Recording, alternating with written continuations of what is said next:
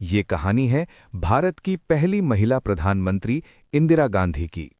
एक ऐसी नेता की जिसने देश को युद्ध में जीत दिलाई, परमाणु शक्ति बनाया, लेकिन अपने कुछ फैसलों की वजह से विवादों में भी रहीं।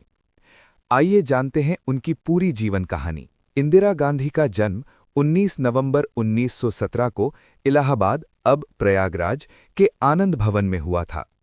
उनके पिता थे जवाहरलाल नेहरू, जो भारत के पहले प्रधानमंत्री बने, और उनकी मां थीं कमला नेहरू।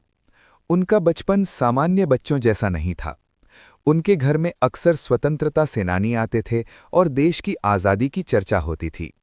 जब उनके पिता जेल जाते थे, तब छोटी इंदिरा अकेलापन महसूस करती थीं। केवल 11 साल की उम्र में उन्होंने बच्चों का एक समूह बनाया जिसे वानर सेना कहा जाता था। ये समूह स्वतंत्रता आंदोलन के दौरान संदेश पहुंचाने और पर्चे बांटने का काम करता था। इंदिरा गांधी ने कई जगह पढ़ाई की। उन्होंने रविंद्रनाथ टैगोर के आश्रम शांति निकेतन में शिक्षा प्राप्त की।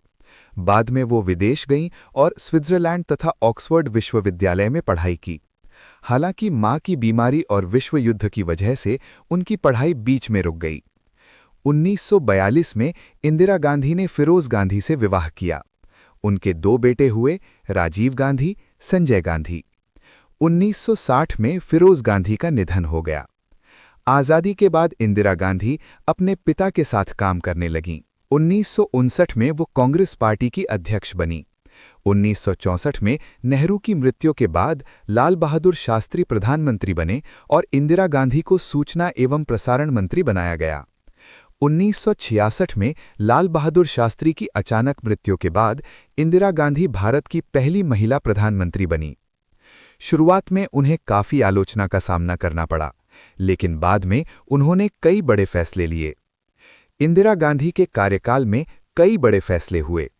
1969 14 बड़े बैंकों का राष्ट्रीयकरण,